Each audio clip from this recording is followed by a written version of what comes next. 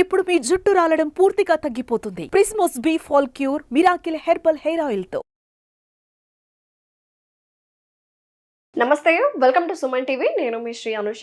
So present మనతో పాటు ఉన్నారు ప్రముఖ ఎండోక్రైనాలజిస్ట్ డాక్టర్ రవిశంకర్ గారు ఉన్నారు from Apollo hospitals Jubilee Hills నుంచి. మరి సార్తో మాట్లాడి కంప్లీట్ డీటెయిల్స్ తెలుసుకుందాం. హలో సార్, నమస్తే. నమస్తే అండి. సో ఇండియా అనేది డయాబెటిక్ క్యాపిటల్ అయిపోయింది సార్ వరల్డ్లో. సో ఎందుకు కేసెస్ అనేవి ఎక్కువ పెరుగుతున్నాయి? డయాబెటిక్ని కంట్రోల్ చేయాలంటే, వాళ్ళ షుగర్ లెవెల్స్ని కంట్రోల్ చేసుకోవాలంటే వాళ్ళ డైలీ రొటీన్ ఎలా పాటించాలి? వరల్డ్ వైడ్ డయాబెటీస్ కేసెస్ అనేవి బాగా పెరుగుతున్నటువంటి మాట వాస్తవం. ముఖ్యంగా మన భారతదేశంలో కనుక చూసినట్లయితే కనుక ఈ నెంబర్స్ ఇంకా బాగా పెరిగిపోతున్నాయి. ప్రస్తుతానికి సుమారు ఒక 10 కోట్ల మంది డయాబెటిక్స్ ఉంటే ఇంకా కొన్ని సంవత్సరాల్లో కనుక చూసినట్లయితే ఈ నెంబర్స్ 15 కోట్లకు కూడా వెళ్ళేటువంటి అవకాశం ఉందని చెప్పి కొన్ని సైంటిఫిక్ స్టడీస్ ప్రకారం ఎస్టిమేట్స్ చెప్తున్నాయి. ఓకే, ఈ డయాబెటీస్ ఎందుకు పెరుగుతుంది అని కనుక చూసినట్లయితే కనుక దీనికి ముఖ్యంగా చెప్పుకోవాల్సింది 2 రకాలైనటువంటి కారణాలు ఉంటాయి డయాబెటీస్ రావడానికి. ఒకటేమో జెనెటిక్ సంబంధించినటువంటి కారణాలు, రెండోదేమో ఎన్వైర్మెంటల్ ఫ్యాక్టర్స్ అని చెప్తూ ఉంటాం. జెనెటిక్ కారణాలు అంటే ఏంటి? మనకి ఎలాంటి జీన్స్ ఉన్నాయి, మన సౌత్ ఈస్ట్ ఏషియన్స్కి ఇన్ జనరల్, అంటే మన ఇండియన్స్ వీళ్ళందరినీ తీసుకున్నట్లయితే మనందరికీ బ్యాడ్ జీన్స్ ఉంటాయి, ఏది డయాబెటీస్ పరంగా చూసినట్లయితే. కాబట్టి మనందరికీ డయాబెటీస్ వచ్చేటువంటి రిస్క్ ఇన్ జనరల్గానే ఎక్కువ మిగతా వరల్డ్ వైడ్ పాపులేషన్తో కంపేర్ చేసినట్లయితే. ఇక ఎన్వైర్మెంటల్ ఫ్యాక్టర్స్ విషయానికి వచ్చినట్లయితే కనుక మనం తీసుకునేటువంటి ఆహారం ఏంటి, మనం ఎలాంటి వ్యాయామం చేస్తున్నాం, మనం నిద్రపోతున్నామా, వీటన్నిటిని పరిగణలో తీసుకోవాల్సి ఉంటుంది. ముఖ్యంగా భారతీయులను కనుక చూసినట్లయితే ఇదివరకు రోజుల్లో ఏంటి, ఒక 15-20 ఏళ్ల క్రితం మనం కనుక చూసినట్లయితే రోడ్ చివరికి వెళ్ళి మనం ఏమైనా కొనుక్కుని వచ్చుకోవాలనుకుంటే నడిచి వెళ్ళేవాళ్ళు, లేకపోతే మహా అయితే సైకిల్ వేసుకుని వెళ్ళేవాళ్ళు నా చిన్నప్పుడు అయితే. అది కాస్త ఇప్పుడు బైక్ లేనిదే లేకపోతే కారు లేనిదే రోడ్డు చివరి కొనుక్కోవాలని కూడా వెళ్ళరు.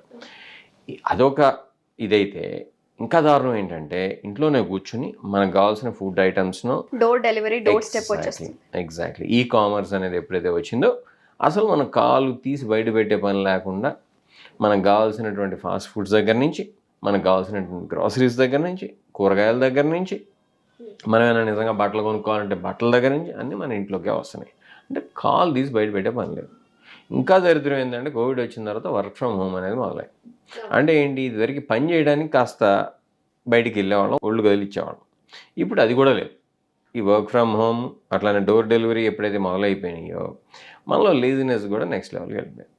ఓకే, వీటితో పాటు మొబైల్ ఫోన్స్, గ్యాడ్జెట్స్ కనుక చూసినట్లయితే అసలు అకారణంగా కూడా మనం ఇది ఫోన్ చూసుకుంటూ అందులో ఏం అప్డేట్ అయిపోతుందో ప్రపంచం మనం కనుక ఒక సెకండ్ చూడకపోతే అందులో వింత వింత మార్పులు ఏమేమి అయిపోతున్నాయో, మనం కనుక చూడకపోతే అసలు ఏమైపోద్దో ప్రపంచం అన్నట్టు నిమిషంకి ఒకసారి ఫోన్ చేతిలో పెట్టుకుని అందులో వాట్సాప్ లేకపోతే ఇన్స్టాగ్రామ్ లేకపోతే ఫేస్బుక్ లేకపోతే ఇంకో బుక్, ఇట్లా వరుసనే ఒకదాని తర్వాత ఒకటి చూసుకుంటూ పోతూ మన యొక్క డేని ఎలా కిల్ చేయాలి ఈ సోషల్ మీడియానో లేకపోతే ఇంకో దాన్ని వాడుకుంటూ అనేటువంటి విషయం మీద మనకున్న శ్రద్ధ, మనం ఏం తింటున్నాం కానీ, మనం ఎలా నిద్రపోతున్నాం కానీ, మనం ఎలాంటి ఎక్సర్సైజ్ చేస్తున్నామో లేదా చేయట్లేదు అనే దాని మీద అసలు ఎలాంటి ధ్యాస లేదు. మైండ్ఫుల్నెస్ అనేది లేదు. మైండ్ఫుల్నెస్ అనేది చాలా పెద్ద మాట. ఓకే, ఇలాంటి బేసిక్స్ కూడా పాటించకుండా గ్యాడ్జెట్స్కి ఎడిక్ట్ అయిపోతూ మనం కనుక బతుకుతుంటే డయాబెటీస్, ఒబేసిటీ లేకపోతే దానికి సంబంధించినటువంటి ఇతరత్ర జబ్బులు ఏవైతే ఉన్నాయో, లైఫ్ స్టైల్ డిసీజెస్ ఏవైతే ఉన్నాయో, అవి హైపర్ టెన్షన్ కావచ్చు, లేకపోతే హార్ట్ డిసీజెస్ కావచ్చు, బ్రెయిన్ స్ట్రోక్స్ కావచ్చు, లేకపోతే కిడ్నీ ప్రాబ్లమ్స్ కావచ్చు, వీటన్నిటికీ ఇంటర్రిలేటెడ్ కారణం ఒకటే. ఏంటంటే సెడెంటరీ లైఫ్ స్టైల్ ఒకటి, నానా గడ్డి తినటం, ఒకవేళ మంచి ఫుడ్ ఏదైనా కూడా ఎక్కువ క్వాంటిటీలో తినేయటం, దానికి తోడు ఏంటంటే ఈ గ్యాడ్జెట్స్కి ఎడిక్ట్ అయిపోవడం. దీంతో పాటు ఇంకో దరిద్రం వచ్చింది. ఏంటది? నిద్ర లేకపోవడం. ఇద్దరు రోజుల్లో శుభ్రంగా 10 నిద్రపోయేవాడు. ఏది ఆఫీస్కి వెళ్ళి ఎంత నిజంగా కష్టపడి పని చేసి వచ్చినా కూడా రాత్రి 10. ఇప్పుడు ఏంటి, మనం ఒకళ్ళు అమెరికా అవర్స్ పని చేస్తే ఒకటి యూరోప్ అవర్స్ పని చేస్తాడు, ఒక నిజంగా ఏ అవర్స్ పని చేయకపోయినా కూడా రాత్రి 2 దాకా లేచి ఉంటాడు. అంటే లేచి ఉంటాడన్నా కానీ ఆడవాళ్ళు కూడా ఇది వర్తిస్తుంది. ఎందుకు లేచి ఉంటారంటే అసలు కొన్నిసార్లు కారణం కూడా ఉంటుంది. పని ఆ వర్కింగ్ అవర్స్ కోసం లేచి ఉండటం ఒక రకం అయితే, అసలు ఎలాంటి అవసరం లేకపోయినా కూడా 10 పడుకుంటాం అంటే అదేదో పాతకాల పని అయినట్టు, చేయకూడని పని ఏదో చేస్తున్నట్టు ఫీల్ అయిపోతా. నువ్వు 10 పడుకుంటావా అని చెప్పి వింతగా అడగటం. వీడు నిజంగా పాపం 10 పడుకునేవాడు కూడా, అరే నేను నిజంగా 10 పడుకుంటే నేనేదో మిస్ అయిపోతున్నా కావాలా, నేను కూడా 2 దాకా ఉండాలని చెప్పి 2 దాకా ఉంటాం. దీనివల్ల ఏంటంటే శరీరంలో తెలియకుండానే రకరకాలైనటువంటి మార్పులు వస్తాయి. అది ఒబేసిటీ కావచ్చు, మళ్ళీ ఇన్సామ్నియా కావచ్చు, లేకపోతే ముందు ముందు వచ్చేటువంటి హైపర్ టెన్షన్ కావచ్చు, లేకపోతే డయాబెటీస్ కావచ్చు, ఇవన్నీ లైఫ్ స్టైల్ డిసీజెస్ అనేవి వచ్చేస్తాయి. కాబట్టి నిద్ర, as if this is not enough smoking చేస్తుంటే అరే షుగర్ ఎందుకు వస్తుంది అనేటువంటి డౌట్ చాలామంది ఈ ప్రేక్షకులకు ఉండొచ్చు. స్మోక్ చేస్తే డయాబెటీస్, టైప్ 2 డయాబెటీస్ వచ్చేటువంటి రిస్క్ ఎక్కువగా ఉందని చెప్పి క్లియర్గా సైంటిఫిక్ స్టడీస్లో బయటపడింది. ఎందుకు వస్తుందని కానీ చూసినట్లయితే కనుక ఇన్సులిన్ రెసిస్టెన్స్ అనేది పెరుగుతుంది. ఇన్సులిన్ రెసిస్టెన్స్ అంటే ఏంటి? మన శరీరంలో రిలీజ్ అయ్యేటువంటి ఇన్సులిన్ ఏదైతే ఉందో అది మన శరీరానికి కనుక ఉపయోగపడకపోతే అప్పుడు వచ్చేటువంటి పరిణామాన్ని మనం ఇన్సులిన్ రెసిస్టెన్స్ అని చెప్పి చెప్తా ఉంటాం. కాబట్టి ఇన్సులిన్ రెసిస్టెన్స్ అనేది బాగా పెరిగిపోతుంది ఎప్పుడు మనం స్మోక్ చేసినట్లయితే.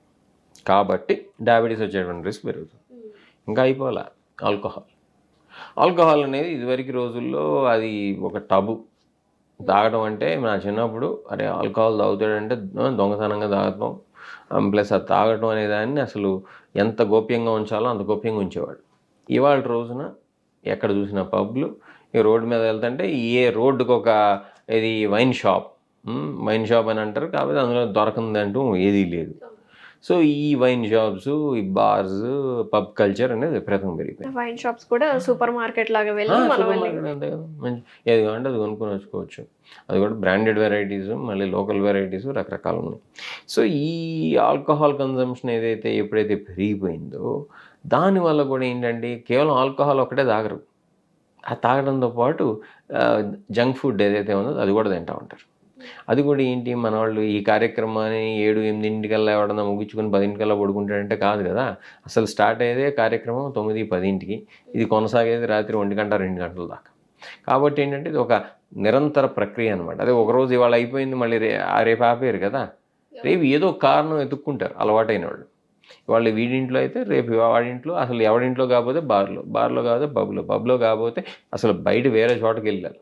సో ఇట్లా ఒక కారణం వెతుక్కుంటూ ఎప్పుడైతే అదో ఒక చేయకూడనటువంటి పని, మన శరీరానికి చేయకూడనటువంటి పని మనం చేస్తున్నామో శరీరం ఆటోమేటిక్గా డయాబెటీస్ వస్తుంది, కొలెస్ట్రాల్ వస్తాయి, హార్ట్ అటాక్స్ వస్తాయి, బ్రెయిన్ స్ట్రోక్స్ వస్తాయి, హైపర్ టెన్షన్ వస్తుంది, కిడ్నీ సమస్యలు కూడా వస్తాయి.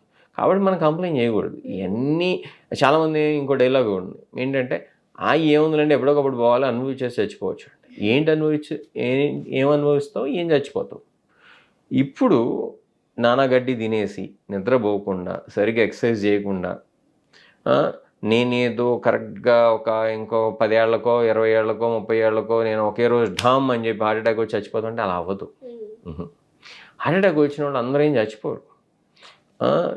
అంటే అదృష్టవశాత్తు హెల్త్ కేర్ అనేది చాలా డెవలప్ అయి ఉంది కాబట్టి చాలామందిని బతికిస్తారు టైం కనుక హెల్ప్ సీక్ కనుక చేస్తే. అప్పుడు ఏమవుతుంది, హార్ట్ ఫెయిల్యూర్తో బతుకుతూ ఉంటారు, లేకపోతే ఎప్పుడు హాస్పిటలైజ్ అయి బతుకుతూ ఉంటారు. లేకపోతే కిడ్నీలు పోతే ఏంటంటే డయాలసిస్ కోసం అని చెప్పి హాస్పిటల్ చుట్టూ వారానికి 2-3 సార్లు హాస్పిటల్ చుట్టూ తిరుగుతూ బతుకుతూ ఉంటారు. అది చాలా దారుణంగా ఉంటుంది. అప్పుడు క్వాలిటీ ఆఫ్ లైఫ్ అనేది దారుణంగా పడిపోతుంది. అట్లానే బ్రెయిన్ స్ట్రోక్ వచ్చింది అనుకుందాం, 1-2 కూడా మంచం మీద చేస్తూ ఉండాలి. చెప్తున్నాను, చూపు సరిగ్గా చూడలేరు. వీటన్నిటిని ఎక్కువ ఆలోచించరు. చెప్పేటప్పుడు సినిమా డైలాగ్ వేస్తారనమాట, ఏముంది బ్రో ఎప్పటికైనా మనం పోవాల్సిందే, అదేదో ఇట్లా పోతామని. అట్లా పోం కదా, దారుణమైనటువంటి చావు ఉంటుంది చాలామందికి దురదృష్టవశాత్తు. కాబట్టి అటువంటి పరిస్థితులు రాకూడదని అంటే మనం హెల్తీగా ఉండాలి. అదొకటే కాదు, డయాబెటీస్ వచ్చినటువంటి వాళ్ళని చూస్తే కాంప్లికేషన్స్, న్యూరోపతి, కాళ్ళు బాగా మండుతున్నట్టు ఉంటాయి. ఆ కాంప్లికేషన్స్ మన శత్రువు కూడా రాకూడదని చెప్పి అనిపిస్తాం. వాళ్ళు ఏం చేయాలంటారు అప్పుడు? వాళ్ళకేంటి సొల్యూషన్? ముందు అసలు రాకుండా జాగ్రత్తలు తీసుకోవాలి. మన జీన్స్ మారలేం కాబట్టి మనం మార్చుకోవాల్సింది ఏంటి, లైఫ్ స్టైల్ మార్చుకోవాలి. సరైనటువంటి తినాలి. ఆ తినేటువంటి క్వాంటిటీ కూడా రీజనబుల్ క్వాంటిటీ తినాలి. అంతేగాని మంచి తిండి కదా, ఇది మంచి ఫుడ్ కదా అని చెప్పి మిల్లెట్స్ తినమన్నారు కదా అని చెప్పి క్వింటాల్ తిన్నారనుకోండి, అప్పుడు ఆటోమేటిక్గా డయాబెటీసే కాదు ఇంకోటి కూడా వస్తాయి. అదేంటి ఎంత తినాలో అంత తినాలి. నెక్స్ట్ ఎక్సర్సైజ్ విషయానికి వచ్చినట్లయితే కనుక రెగ్యులర్గా 1 hour అన్న బ్రిస్క్ వాకింగ్ చేయాలి. ఓకే, అన్లెస్ కాంట్రాఇండికేషన్స్ ఏమైనా ఉంటాయి తప్పితే. వాకింగ్ కాకపోతే స్విమ్మింగ్ కాకపోతే షటిల్ కాకపోతే ఇంకోటి ఫిజికల్ యాక్టివిటీ అయితే ఉండాలి. 3వది వీళ్ళకి 10 పడుకోవాలి. 10 కుదరకపోతే 11 కాకపోతే వర్స్ట్ కేస్ వర్క్ రీత్యా కనుక లేట్గా ఉండాల్సి వస్తే 12 కానీ. అంతేగాని ఊరికే సొలుకబులు చెప్పుకుంటాను, లేకపోతే టీవీ చూస్తాను, లేకపోతే మందు కొడతాను 2 దాకా 3 దాకా ఉంటే తప్పకుండా సమస్యలు వస్తాయి. సో ఇవి బేసిక్స్ అనమాట. ఫుడ్, ఎక్సర్సైజ్, అలానే స్లీప్, ఆల్కహాల్కి స్మోకింగ్కి దూరంగా ఉంటాం. స్ట్రెస్ అనేది తీసుకున్నట్లయితే వీళ్ళంతవరకు మనం రిలాక్స్డ్గా ఉండగలిగితే మరీ మంచిది, మనకే కాదు మన చుట్టుపక్కల ఉండేటువంటి వాళ్ళకి కూడా మంచిది. కాబట్టి ఇవి బేసిక్ సూత్రాలు లేదా ప్రిన్సిపల్స్ అని చెప్పుకోవచ్చు. వీటిని కనుక పాటించినట్లయితే ఒకవేళ మనకు జెనెటిక్ రిస్క్ ఉన్నా కూడా మనకి డయాబెటీస్ వచ్చేటువంటి ఛాన్స్ డిలే అవుతుంది, లేకపోతే అసలు రాకుండానే ఉండొచ్చు. ఒకవేళ వచ్చినా కూడా మైల్డ్గా రావచ్చు. అలా కాకుండా ఈ చేయకూడని అన్నీ చేసేసి ఎట్లాగో వచ్చేస్తుంది బ్రో నాకు అని చెప్పి డైలాగ్స్ వేసుకుంటే అది ఎట్లాగో వస్తుంది. అది చేయాల్సినటువంటి పని అది చేస్తాను అనమాట. So very nice sir, thank you so much. నమస్తే. ప్లెజర్ అండి, నమస్తే.